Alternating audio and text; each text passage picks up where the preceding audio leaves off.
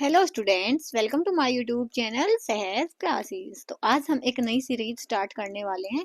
यहाँ पे हम चैप्टर करेंगे हिंदी के, क्योंकि हिंदी में मुझे बहुत सी क्यूरीज मिली है कि हम मैम हिंदी कहाँ से करें हम। तो हिंदी है ना, ये वाली जो हिंदी मैं आप लोगों को करवाऊंगी वो आपको चाहे एस्टेट में आए, चाहे सीटी में आए, एचएसएससी का चाहे जो भी एग्जाम हो, उसमें आप इस हिंदी को, अगर आपने इस हिंदी को, जो भी हिंदी की सीरीज मैं करवाने वाली हूँ ना, अगर आपने उसको अच्छे से किया है और उसके बाद आप किसी भी एग्जाम में जाओगे तो आपका कोई भी क्वेश्चन है वो गलत नहीं होगा। अब ये वाली चीज मैं कहने के लिए नहीं कह रही, मैं बिल्कुल बेसिक से हम चलेंगे, और हम चलेंगे बिल्कुल बेसिक से लेके चैप्टर वाइज, सारे चैप्टर को हम यहाँ पे पूरा करने वाले हैं। तो इसमें आप, या ये हमारी फर्स्ट वीडियो रहेगी हिंदी की, तो इसीलिए एक बार आप इसको देखो ना, तो कमेंट करके ये बताना कि ये वाली चीज आपको समझ आ रही है ना या नहीं आ रही है। क्योंकि हिंदी एक ऐसा सब्जेक्ट है, बिल्कुल बेसिक सब्जेक्ट होता है, इसमें इतना लंबा चौड़ा कुछ होता नहीं है, लेकिन फिर भी हमसे क्वेश्चन है वो अटेम्प्ट यहाँ से नहीं हो पाते। तो बस एक बार आपने ये बताना है कि कमेंट करके हेल्पफुल है या नहीं है। अगर नहीं भी हो ना तो भी बता देना, कोई दिक्कत वाली बात नहीं है। अगर किसी के लिए, अगर मैं बनाऊं भी और किसी के लिए हेल्पफुल नहीं हुई तो फिर उस चीज का फायदा नहीं होगा। तो इसलिए अगर हेल्पफुल होती है तो आपने कमेंट में जरूर बताना, अगर नहीं भी होती तो भी आपने बता देना, कोई वो बात नहीं है कि नहीं, मुझे कुछ फील नहीं होगा, बुरा नहीं लगेगा। अगर नहीं हेल्पफुल है तो आप बता सकते हो कि ये हेल्पफुल नहीं है। लेकिन आज हम बिल्कुल बेसिक से स्टार्ट करके सारी जो चैप्टर होते हैं ना, वहाँ पे ये वीडियो, ये जो चैप्टर है वो यहाँ पे डिस्कस करेंगे। तो सबसे जो पहले हिंदी में आता है ना, हिंदी में जो सबसे पहले निकल के आता है वो क्या आता है? भाषा। हम भाषा किसको बोलेंगे, लिपि किसको बोलेंगे, या तो व्याकरण किसको बोलेंगे। तो जो सबसे फर्स्ट टॉपिक यहीं पे ये निकल के आता है कि भाषा क्या होती है, लिपि क्या होती है, और व्याकरण हम किसको बोलते हैं। तो सबसे पहले हम भाषा को समझते हैं। देखो, जैसे हम अपनी एक बात होती है, जैसे मैं आपको कुछ बोलती हूँ तो अलग अलग तरह से समझा रही हूँ। अब कुछ चीजें मैं आपको यहाँ से लिख के बता रही हूँ, कुछ चीजें अगर मैं इस वीडियो में अपना जो फेस दिखा रही होती तो आपको कई चीजें मैं इशारे से भी समझाती है ना, इशारे से भी हम समझाते हैं। कई बार जैसे मैंने पूछा आपको ये चीज समझ आई, तो हम बोलने के लिए कई चीजें ऐसी होती हैं कि जिनको हम सिर हिलाकर बोल देते हैं कि नहीं, हमें तो नहीं समझ आई, या तो हमें समझ आ गई, है ना। जैसे हमने देखा होगा कि बस में कंडक्टर होते हैं, तो उनको, उनकी यही लैंग्वेज होती है कि जब वो बस रोकते हैं तो वो सीटी बजाते हैं, और जब बस चलानी होती है तो भी सीटी बजाते हैं। तो जैसे वो सीटी बजाते हैं, या तो जैसे बस ट्रेन हो गई, उनको है ना झंडी दिखाकर ये बताया जाता है कि अब जब जैसे लाल झंडी हो गई तो ट्रेन आने वाली है, तो झंडी दिखाकर भी बताया जाता है। तो देखो, चीजें तो यहाँ पे भी समझाई जा रही है कि जब हम किसी को इशारे से बता रहे हैं, या किसी को सिर हिलाकर बता रहे हैं, या किसी को सीटी बजा के समझा रहे हैं, या तो झंडी दिखा के समझा रहे हैं, तो चीजें तो हमें यहाँ पे भी समझ आई है ना, कि बातें तो हम यहाँ पे भी कर रहे हैं, एक दूसरे को बात तो बता रहे हैं। लेकिन भाषा क्या होगी?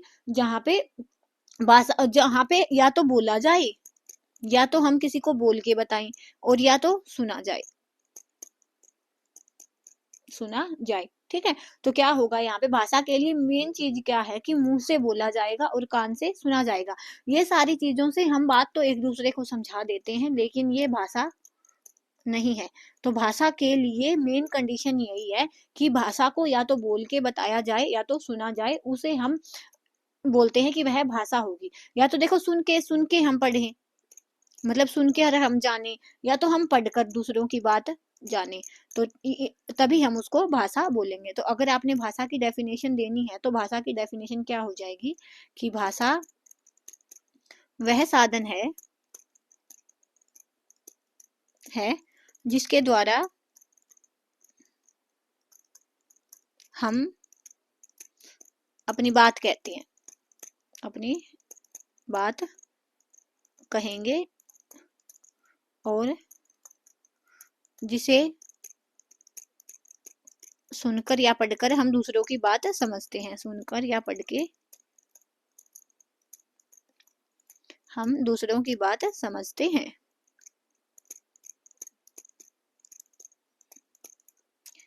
बात समझते हैं। तो इसके लिए मेन कंडीशन क्या हो गई कि हम है ना, या तो बोल के बताएंगे, या तो हम लिख के बताएंगे। अब देखो, बोल के बताएंगे, मेन चीज आप बस ये याद रखो कि या तो हम बोल के बताएंगे, भाषा के लिए यही कंडीशन है कि या तो हम बोल के बताएं, बोलकर बताएंगे, और या तो हम लिख कर बताएंगे, है ना। कोई चीज हमें किसी को समझानी है, इशारे को हम काउंट नहीं करें, यहाँ पे सीटी बजाने को, झंडी दिखाने को भाषा में नहीं बोलते। तो भाषा के लिए दो चीज याद रखनी है आपने, एक तो बोल के बताएंगे और एक लिख के बताएंगे। अब देखो, अगर हम बोल के बता रहे हैं तो सामने वाला क्या करेगा, फिर सुनेगा, है ना। और लिख कर बता रहे हैं तो सामने वाला क्या करेगा, फिर पढ़ेगा। तो यही चीज यहाँ पे बताई है कि जिसके द्वारा हम अपनी बात कहेंगे या जिसे सुन के बोलेंगे तो सामने वाला सुनेगा, और लिखेंगे तो सामने वाला पढ़ेगा। तो उसी को हम क्या बोलते हैं, भाषा बोलते हैं। यही चीज भाषा के लिए मेन है कि वहां पे हम या तो सामने वाले को बोल के बताएंगे या लिख के बताएंगे, तो तभी हम उसको क्या बोलेंगे, भाषा बोलेंगे। ये तो थी मेन चीज। उसके बाद भाषा क्या है कि इसमें क्या होगा, जितने भी चीजें हम प्रयोग करेंगे ना वो सार्थक शब्द होंगे, मीन्स हम उनको लिख के उनका मतलब है वो समझा पाए, तो उसको ही हम क्या बोलते हैं, भाषा बोलते हैं। उसके बाद इससे नेक्स्ट क्या आएगा यहाँ पे कि भाषा है ना, भाषा, ये भाषा हमें समझ आ गया कि हम भाषा किसको बोलेंगे, एग्जैक्टली हम भाषा किसको बोलना चाह रहे हैं। अब भाषा के दो रूप होते हैं, भाषा के दो रूप होते हैं, एक होता है मौखिक, एक होता है लिखित। तो भाषा के हमारे पास दो रूप होते हैं, मौखिक और लिखित। इसको तो आपको देखो नाम से ही पता चल रहा है। मौखिक का मतलब क्या है कि जिसको हम मुंह से बोल के बताएंगे, है ना, मुख द्वारा बोलेंगे। और लिख कर क्या है कि हम लिख कर बताएंगे, बताएंगे। अब यहाँ पे भी दो चीजें होती हैं। अब जैसे देखो, बोलना सिखाते हैं ना हम बच्चे को, तो उसमें हमें ज्यादा वो नहीं होता कि हमें ज्यादा मेहनत करनी होती है या ज्यादा प्रयत्न करना होता है। तो अगर भाषा का मूल रूप देखें ना हम, तो किसको बोलते हैं, भाषा का मूल रूप हम मौखिक भाषा को बोलते हैं, क्योंकि ये अपने आप आ जाती है। अपने आप क्यों आ जाती है, जिस भी इन्वायरमेंट में रहते हैं। तो आप देखोगे ना, जैसे हमें इंग्लिश बोलना थोड़ा सा दिक्कत आती है कई बार, लेकिन जो बाहर रहते हैं, विदेशों में रहते हैं ना, और उनके बच्चे वहीं पे पैदा होते हैं, तो वो ऑटोमेटिक अंग्रेजी है वो बोलना लग जाते हैं, बोलना लग जाते हैं। लेकिन ये नहीं बता सकते हम उनको लिखनी आएगी या नहीं आएगी। तो लिखने के लिए सारी चीजें है ना, उनको प्रयत्न करना पड़ेगा, सीखनी पड़ेंगी। लेकिन हम यहाँ पे बोलने के लिए ये वाली चीज नहीं है, बोलना अपने आप आ जाता है। जैसे हम बोलते हैं ना चीजों को, तो वो हम जिस भी एनवायरनमेंट में रहते हैं वहां से जो ये मौखिक भाषा है वो हम अपने आप सीख जाते हैं। लेकिन लिखित भाषा के लिए प्रयत्न करना होता है। जैसे हिंदी भी हो गई, तो कई बार हमारी मात्राएं गलत हो जाती हैं, तो उसके लिए हमें प्रयत्न करना पड़ता है। उसके बाद देखो, यहाँ पे क्या है कि इनको द्वारा अलग अलग यहाँ पे ध्वनि होती है। जैसे हमें छोटी मात्रा हो गई, बड़ी मात्रा हो गई, सबका ध्यान रख के ही हमें लिखित भाषा को लिखना होता है। तो इसलिए ये वाला जो मौखिक रूप है ना, इसको हम मूल रूप बोलते हैं। और ये वाली चीज है, इसको बाहर से सीखना नहीं पड़ता, ये अपने आप आ जाती है, लेकिन इसके लिए अलग से प्रयत्न हमें करना पड़ता है। तो ये था ऑल अबाउट भाषा। तो इसको, ये था सारा भाषा के उसमें। तो सबसे पहले भाषा क्या था कि देखो, भाषा क्या होएगी, जिसको या तो बोला जाए या तो सुना जाए। अब बोलेंगे तो हम सामने वाला क्या करेगा, सुनेगा, और हम लिखेंगे तो सामने वाला पढ़ेगा। आज जब भी हम इशारे से कोई बात बताते हैं, सिर हिलाकर बताते हैं, सीटी बताकर बजाकर बताते हैं, झंडी दिखाकर बताते हैं, तो उनको हम भाषा नहीं बोल सकते। तो हम भाषा किसको बोलेंगे कि भाषा वो साधन है जिसके द्वारा हम अपनी बात कहेंगे, या जिसे सुनकर या हम पढ़ के हम दूसरों की बात समझेंगे। अब हमने किसी की बात को सुन के समझा है, तो उसने क्या किया होगा, बोला होगा, है ना। उसको हम क्या बोलते हैं, मौखिक बोलते हैं। अगर हमने किसी की बात को पढ़ के समझा है, तो उसने क्या होगा, लिखा होगा, तो उसको हम क्या बोलते हैं, लिखित बोलते हैं। और मेन चीज क्या है कि उसमें जितने प्रयोग होंगे ना, सार्थक शब्द होने चाहिए, जिनका कोई ना कोई अर्थ है वो निकलना चाहिए, तभी हम उसको भाषा बोलेंगे। ऐसा कोई वर्ड हम वहाँ पे यूज नहीं करेंगे जिसका कोई मतलब ना निकले। उसके बाद भाषा के दो रूप होते हैं, एक होता है मौखिक, एक होता है लिखित। मौखिक को हम मुख द्वारा बोलते हैं, लिखित को हम लिख के समझते हैं।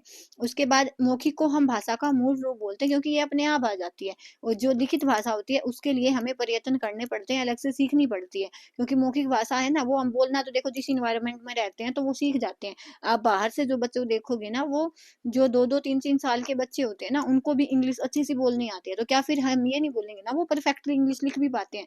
अब हमारे बच्चे होते हैं, उनको हिंदी में प्रॉपर चीजें बोलनी आती है, लेकिन उनको लिखनी नहीं आती, सारी चीजें लिखनी नहीं आती, नहीं मान सकते हम। तो इसीलिए लिखित भाषा के लिए प्रयत्न करना पड़ेगा और मौखिक भाषा के लिए प्रयत्न करना नहीं पड़ता, ठीक है।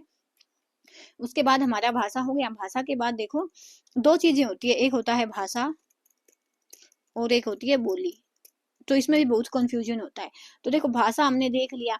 अब भाषा है जो हम बोलते हैं, ठीक है, जो चीज हम बताते हैं। लेकिन बोली हम किसको बोलेंगे, जब किसी स्थानीय क्षेत्र की, जैसे मैं हरियाणा से हूँ तो मेरी बोली क्या है, हरियाणवी है ना। तो क्या हो जाएगा, जब भी किसी स्थानीय रूप में बोली जाए ना, सीमित क्षेत्र में बोली जाती है, क्योंकि यहाँ पे देखो हमारे में हरियाणवी बोली जाती है, तो अगर हम आगे चलेंगे तो वहाँ पे राजस्थानी होएगी। ऐसे करके हर हर जगह की जो बोली होती है वो अलग अलग होती है। बल्कि यहाँ पे हम, यहाँ तो मैंने स्टेट का वो दिखाया है, हर जो डिस्ट्रिक्ट होता है ना वहाँ पे भी आपको अलग लैंग्वेज मिलेगी। जैसे आपने देखा हो रोहतक की आवाज आपको, साउंड आपको अलग मिलेगी, बोली अलग मिलेगी। जींद की आपको अलग मिलेगी, हिसार की आपको अलग साउंड करेगी। साउंड से भी पता चल जाता है हमें कि ये वाले कहाँ से होंगे ये लोग, उनकी बोली से हम पता चला सकते हैं, है ना। तो बोली के लिए क्या होता है, बोली सिंपल एक क्या है, बोलचाल का माध्यम है कि कैसे हम बातें करते हैं, बस बोलचाल का माध्यम होती है बोली। बाकी इसके लिए कोई साहित्य नहीं है अलग से कि हम हरियाणवी है, जैसे मैं हरियाणवी बोलूं तो उसका कोई अलग से साहित्य होगा, वो चीज यहाँ पे नहीं होती। इसका कोई अलग से साहित्य नहीं होता, अलग से साहित्य नहीं होता। अगर हम किसी बोली का साहित्य बनाने की भी कोशिश करेंगे ना, तो वो क्या बन जाएगी, फिर वो साहित्य बनाएंगे अगर किसी बोली का, तो वो किस में बदल जाएगी, फिर वो भाषा में ही बदल जाएगी। ठीक है, नहीं तो बोली का कोई भी साहित्य नहीं होता, बोली हर जगह पे अलग अलग होती है।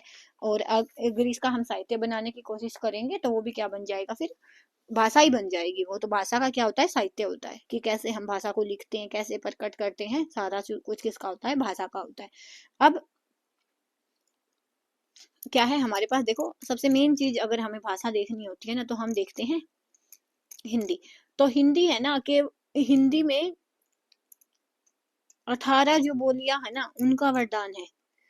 तो ऐसे हम स्पेसिफिकली एक ये नहीं बोल सकते, जैसे आपने सुना होगा ना हिंदी की खड़ी बोली है, ऐसे बोलते हैं हम, लेकिन जो हिंदी है वो खड़ी बोली का रूप नहीं है। हिंदी में 18 बोलियां आती हैं, 18 बोलियां। और कैसे आती हैं वो देखो, अगर मैं आपको बताऊं तो सबसे पहले आती है पश्चिमी हिंदी, पश्चिमी हिंदी। उसके बाद आती है पूर्वी हिंदी, पश्चिमी हिंदी हो गया, पूर्वी हिंदी हो गया। उसके बाद आती है राजस्थानी, पहाड़ी और बिहारी।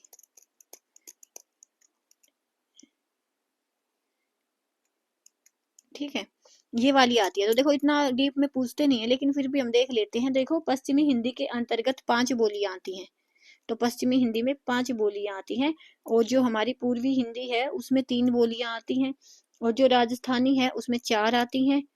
और जो पहाड़ी भाषा हमारी रहेगी उसमें 3 आएंगी। और जो बिहारी भाषा होती है उसमें भी 3 आएंगी। तो ओवरऑल हमारे पास कितनी हो गई, देखो 5 और 3 8 और 4 12 और 3 15 और 3 18। तो टोटल हमारे पास कितनी बोलियां हो गई, 18 बोलियां हो गई है। तो टोटल कितनी बोलियां होती हैं, 18 बोलियां होती हैं। हिंदी केवल एक खड़ी बोली का विकसित रूप नहीं है, वहां पे 18 जो बोलियां है ना उनका योगदान है इसमें। तो एक हो गई पश्चिमी हिंदी में 5 बोलियां, पूर्वी हिंदी में 3 बोलियां, राजस्थानी में 4, पहाड़ी में 3 और बिहारी में भी 3 होती है। तो एक बार ये देख लेते हैं मोटा मोटी की कौन सी होती है। तो जो पश्चिमी हिंदी में होती है ना, कौन सी होती है, सबसे पहले होती है ब्रिज बोली। उसके बाद खड़ी बोली भी इसी का रूप है। उसके बाद जो बांगरू होती है वो भी इसी का रूप है। और उसके बाद बुंदेली और कन्नौजी। बांगरू, उसके बाद बुंदेली और कन्नौजी। ठीक है, ये किसका रूप होती है, पश्चिमी हिंदी का। उसके बाद पूर्वी हिंदी के अंतर्गत कौन सी आती है, अवधी, बघेली और छत्तीसगढ़ी। तो इनको आपने देखो याद करना तो अपनी चॉइस, अब कितना डीप में नहीं पूछे जाते, लेकिन फिर भी देख लो, क्योंकि कईयों को होता है कि सब कुछ पढ़ना है हमें, अगर कहीं से भी आए तो वो लीव नहीं होना चाहिए। राजस्थानी में कौन सी होती है, मेवाती, जो मेवाती में बोली जाती है ना, मारवाड़ी। सुना होगा आपने, राजस्थानी को मारवाड़ी भी बोलते हैं। उसके बाद हाड़ौती और उसके बाद मेवाड़ी। ठीक है, उसके बाद क्या है, पहाड़ी। पहाड़ी में कौन सी होंगी, मंडियाली, उसके बाद गढ़वाली और उसके बाद कुमाऊनी। उसके बाद है हमारे पास बिहारी। तो बिहारी के लिए कौन सी है, बिहारी के लिए हो जाएंगी मैथिली, मगही और भोजपुरी।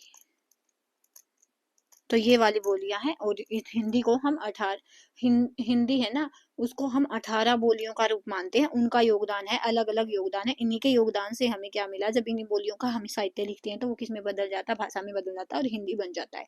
तो ये वाली हमारी बोलियां हैं, टोटल 18 बोलियों का इसमें योगदान रहता है। ठीक है, उसके बाद देखो क्या है, हिंदी हमारे क्या है, राजभाषा है। आपने ये वाला क्वेश्चन भी बहुत बार सुना होगा कि हिंदी हमारी राजभाषा है। ठीक है, तो इस वाली चीज में आपने सुना होगा कि राजभाषा होती है, एक तो हमारे पास राजभाषा होती है और एक होती है राष्ट्रभाषा। दो चीजें आपने सुनी होंगी कि एक होती है राजभाषा और एक होती है राष्ट्रभाषा। इन दोनों में डिफरेंस क्या होता है, हम समझ ही नहीं पाते इन दोनों में क्या डिफरेंस होता है। तो राजभाषा क्या होती है, जो हमारी कागजी भाषा है, जैसे हम नहीं लिखते, जैसे जैसे हमारे कागजों में चलती है, तो वो हमारी क्या है, हिंदी है।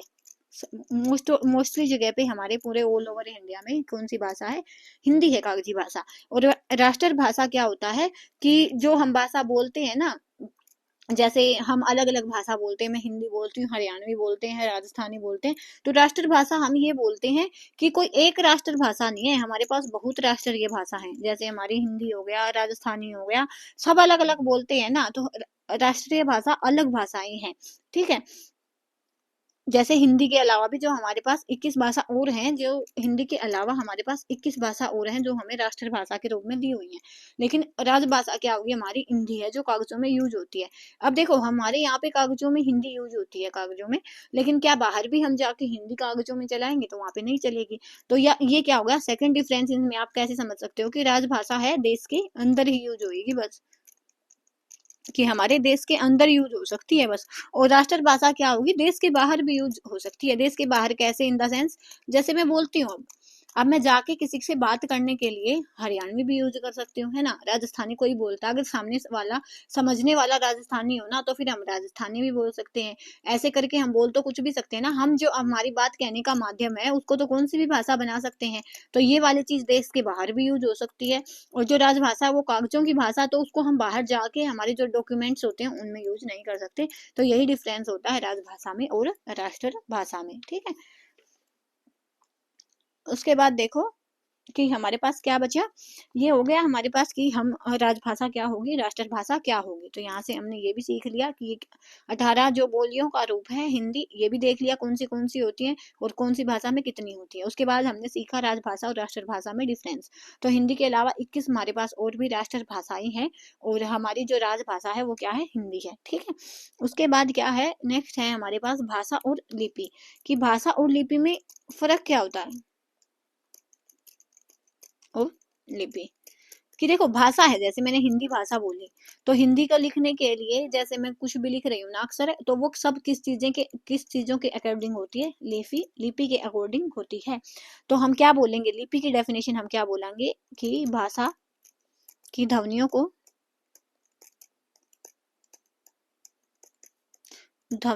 को जिन लेखन चिन्हों द्वारा हम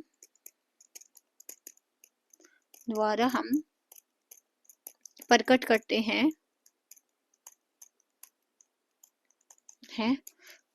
उसे हम क्या कहेंगे, लिपि कहेंगे। बस सिंपल आप ये याद रखो कि जब हम लिखने के लिए किसी भी भाषा को लिखते हैं ना, तो उसके लिए हमें क्या चाहिए होती है, एक लिपि चाहिए होती है, कि उसको हम अच्छे तरीके से लिख पाए, उन्हें लिपि कहते हैं। जैसे हमारी जो हिंदी भाषा है उसकी लिपि कौन सी होती है, देवनागरी होती है। हिंदी की, संस्कृत की और मराठी की भी क्या है, देवनागरी है। ऐसे आपने सभी की तो नहीं याद करनी, लेकिन ये कर सकते हो कि इनकी देवनागरी है। उसके बाद पंजाबी भाषा की क्या होती है, गुरमुखी होती है लिपि। और उर्दू भाषा होती है, वो कौन सी लिपि में होती है, फारसी लिपि में होती है। उसके बाद एक और याद कर लो बस, अंग्रेजी भाषा। तो हमारे पास जो अंग्रेजी भाषा है उसकी लिपि कौन सी होती है, रोमन लिपि होती है। तो इनको आप याद रख सकते हो कि लिपि क्या है कि जब हम भाषा है ना, जिन चिन्हों को यूज करके हम भाषा को लिखते हैं उनको हम लिपि कहते हैं। हिंदी, संस्कृत और मराठी है, इनके लिए कौन सी लिपि यूज होती है? देवनागरी यूज होती है। पंजाबी के लिए गुरमुखी यूज होती है, और जो अंग्रेजी है उसके लिए रोमन लिपि होती है, और उर्दू के लिए फारसी होती है। अब यहाँ से हमें लिपि चाहिए, आवश्यकता ही क्यों पड़ी हमें लिपि की? तो क्योंकि जो हम है ना अपनी जो भाषा है उसको ऐसे तरीके से लिख पाए कि वो सबके समझ आ जाए, मीन्स सबके लिए वो सेम हो, तरीके से समझ आए। अब देखो कोई मराठी लिखने वाला है तो वो अलग चीज से चीज लिखेगा, और कोई हिंदी वाला है, देखो अब हम सेंस के बोलने के अकॉर्डिंग लिखेंगे ना, तो कोई कुछ लिखेगा कोई कुछ लिखेगा। सब चीजों के लिए इक्वालिटी लाने के लिए और अपने उनको स्थिरता बनाने के लिए, स्थायी बनाने के लिए, कि हाँ सब चीजें सारे लोग एक जैसी चीजों को समझ सके, हमें लिपि की आवश्यकता इसीलिए पड़ी है। तो यहाँ से हमारे पास हो गया भाषा और लिपि। उसके बाद क्या है कि जब हम भाषा को है ना नियमों के अकॉर्डिंग लिखते हैं तो उसको हम क्या बोलते हैं? व्याकरण। तो आज का हमारा लास्ट टॉपिक क्या है? व्याकरण। कि जब हम भाषा को नियमों के अकॉर्डिंग लिखते हैं, नियमों के अकॉर्डिंग कैसे? जैसे हम इंग्लिश में नहीं लिखते कि पहले सब्जेक्ट आता है, नियमों के अनुसार लिखेंगे, तो उसकी जो नियमावली बनेगी ना, उसके जो नियम होते हैं, जो नियम होते हैं ना भाषा के, उसको हम क्या बोलेंगे? व्याकरण बोलेंगे। तो इसके अंतर्गत भी उसको व्याकरण हम किसको बोलते हैं? जब हम भाषा को नियमों के अकॉर्डिंग लिखते हैं तो जो नियम हम लगाते हैं ना, तो उसको हम क्या बोलते हैं? व्याकरण बोलते हैं। तो यहाँ पे व्याकरण क्यों जब लिखेंगे ना हम, तो ये बोलते हैं कि वो शुद्ध भाषा हमने लिख लिया। अब यहाँ पे व्याकरण के बेसिस पे ही 3 चीजें होती है, उनको हम अलग अलग पढ़ेंगे। सबसे पहले होता है वर्ण विचार, उसके बाद होता है शब्द विचार, और उसके बाद होता है वाक्य विचार। इन्हीं में सारी व्याकरण है वो समाई हुई होती है। तो देखो वर्ण विचार में क्या होगा कि जैसे हमारे इनके जो स्वर हो गए, व्यंजन हो गए, और इनके उच्चारण स्थान क्या क्या होते हैं, और संधि हो गई, इनको हम किस में काउंट करेंगे? वर्ण में काउंट करेंगे। उसके बाद जैसे हमारे पास संज्ञा हो गई शब्दों में, सर्वनाम हो गया, विशेषण हो गया, अव्यय हो गए, क्रिया हो गई, उनको हम किस में काउंट करेंगे? शब्द विचार में काउंट करेंगे। उसके बाद नेक्स्ट है वाक्य विचार, हम किसको बोलेंगे? जिसमें हम पद पढ़ेंगे, पदबंध पढ़ेंगे, वाक्य रचना पढ़ेंगे, वाक्य रचना और वाक्य रूपांतरण पढ़ेंगे। तो उनको हम क्या बोलते हैं कि वाक्य को चेंज कैसे करें, अकर्मक सकर्मक ये सारी चीजें नहीं होती, तो ये वाली चीजें हम किस में पढ़ेंगे? वाक्य विचार में। तो ऐसे करके हमारी पूरी ग्रामर है वो कंप्लीट हो जाएगी। तो बस आज की वीडियो में इतना ही, कि एक बस डेमो वीडियो आप इसको लगा सकते हो कि अगर आप बोलोगे हाँ हमें समझ आता है, तो हम इसको पूरी हिंदी को ऐसे ही कंटिन्यू करके पूरी हिंदी हम यहाँ पे कंप्लीट करेंगे, चाहे फिर वो कोई भी एग्जाम हो उसका, हरियाणा का कोई भी एग्जाम हो या कहीं का भी जहाँ पे हिंदी यूज होती है, तो आपको समझ आ जाएगी। बिल्कुल बेसिक से हम लेके चलेंगे। देखो एडवांस लेवल के क्वेश्चन भी आते हैं, लेकिन बेसिक भी बहुत आते हैं, तो पहले हमारा बेसिक क्लियर नहीं होगा तो हम एडवांस को नहीं पढ़ पाएंगे। तो बस आज के लिए इतना ही। एक बार देख लेते हैं कि हम सबसे पहले क्या है कि भाषा क्या है? लिखने, हमारी जो बात कहने बोलकर कहते हैं हम, या तो लिखकर, लिखने का साधन है। उसके बाद इसके 2 रूप होते हैं, ये हमने पढ़ा, मौखिक और लिखित। ठीक है। और मौखिक भाषा को लिखने के लिए हमें जिन चिन्हों का यूज होता है, जैसे हम मौखिक नहीं, लिखित भाषा को लिखते हैं ना, या मौखिक भाषा को ले लो, मौखिक भाषा को जो हम बोलते हैं ना, उनको जब लिखेंगे तो उन चिन्हों का, जिन चिन्हों का वहां पे प्रयोग होगा, उनको हम क्या बोलते हैं? लिपि बोलते हैं। ठीक है। उसके बाद हमने ये देख लिया कि लिपि बोलते हैं। उसके बाद बोली क्या है? किसी भी स्थानीय भाषा है, मीन्स किसी भी एक प्रॉपर स्थान की जो भाषा होती है स्पेसिफिकली, उसको हम क्या बोलते हैं? हिंदी बोली बोलते हैं। और हिंदी की कितनी बोलियां हैं? 18 बोलियां हैं, जो 5 वर्गों में बटी है। वो हमने देख लिया कि किस वर्ग में कितनी आती है। ठीक है। उसके बाद क्या है? हिंदी भारत की क्या है? राजभाषा है, राष्ट्रीय भाषा है, वो अलग अलग हो सकती है, उसको हम देश के बाहर भी यूज कर सकते हैं। ठीक है। उसके बाद है देखो, इसलिए क्या है कि भाषा के नियमों को हम क्या बोलेंगे? व्याकरण बोलेंगे। तो ये सब आज इस वीडियो में हमने सीखा है। तो आप बताना कि ये वीडियो आपके लिए हेल्पफुल हुई है या नहीं हुई है। अगर होएगी तो ही सीरीज को कंटिन्यू रखेंगे, अदरवाइज नहीं रखेंगे। तो बस आज के वीडियो में हमने पढ़ लिया सारा कुछ, जो बेसिक बेसिक होता है कि भाषा हम किसको बोलेंगे, लिपि हम किसको बोलेंगे, व्याकरण हम किसको बोलेंगे, बोली क्या होती है, वो सारा कुछ आज इस वीडियो में हमने सीख लिया। तो आज के लिए इतना ही। नेक्स्ट वीडियो में हम किसी भी, जैसे नेक्स्ट टॉपिक के साथ, अब तो हम बिल्कुल स्टार्टिंग से चलेंगे, जैसे स्वर व्यंजन क्या होते हैं, उनके उच्चारण स्थान क्या होते हैं, वो सारा हम डिस्कस करेंगे। तो आप बताना कि ये वीडियो आपके लिए कैसी रही, तो नेक्स्ट वीडियो में हम नया टॉपिक लेके आएंगे, कंटिन्यूटी में चलेंगे। तो तब तक के लिए धन्यवाद। Thanks for watching my video.